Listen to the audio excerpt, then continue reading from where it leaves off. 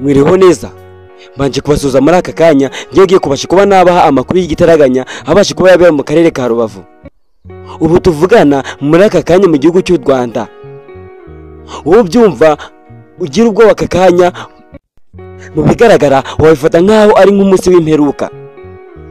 Ahangaha rero tugiye kujya tubahera ibiganiro ndetse n'amakuru y'akataraboneka. Rigira ngo usabe rero niba wageze hano ngaha kuri iyi video cyangwa se kuri YouTube channel kandi subscribe kugira ngo dukomeze kuba twazamura amakuru yacu agizwe mu gihugu cyacu cy'u Rwanda.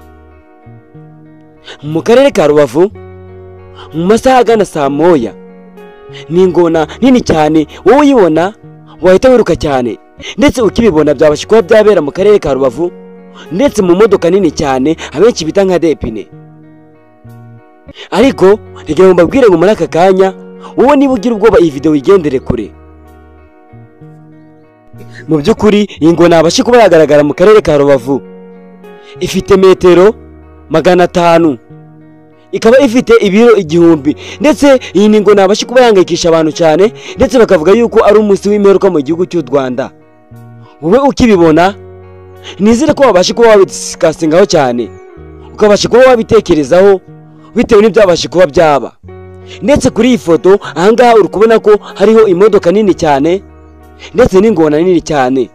Imbere yaho akaba hariho n'abapolisi babiri mu myenda iranga igihugu cy'u Rwanda. Ese mu by'ukuri koko wowe kibyumva wabitekerejeho ute? Ni amakuru tugiye kubasha kuba twabasesengurira muri aka kanya. Niba ushaka kubasha kuba wasobanukirwa kandi subscribe kugira dukomeze kuba twakurikirana ibiganiro tugenda tubagezaho kuri MTV. Mu by'ukuri koko rero muhawe ikaze kuri YouTube channel nshyashya twabasha kuba twabakorera tukamenya amakuru ari kubera mu gihugu cyacu cy'u Rwanda ndetse no hanze yacyo. Turatangiye tubabwira mu by'ukuri iyi ngona rero umushoferi utwaye iyi modoka bamubaje impamvu yatwaye ibintu bitemewe cyane mu gihugu cy'u Rwanda byabasha kuba byatera igihugu ubwoba. Avuga yuko nawe yahawe akazi ko gutwara imodoka atabasha kuba yabitekerezaho cyane bitewe n'uburyo bamuhaye amadolari 5 y'amanyamerika. Ibyo ngibyo rero ntabwo yabasha kuba yabitindaho cyane, niyo mpamvu yabasha kuba yabwira abapolisi impamvu yabasha kuba yakora ibi ngibi. Ariko yavuze ngo impamvu babasha kuba barimo yuko ngiyi modoka yabasha kuba yambukanya mu gihugu cy'u Rwanda ndetse no mu gihugu cya Kongo. Ntabwo abantu benshi babyibajeho impamvu bitewe n'uburyo batabasha kuba babitekerezaho cyane. Niba wakunze izi nkuru zacu kandi subscribe kugira dukomeze kuba twakurikirana ibiganiro byacu tugenda tubaha umunsi ku wundi. Turabashimiye rero mwebwe mumaze izi minota 3 mukurikirana inkuru zacu tugenda tubaha.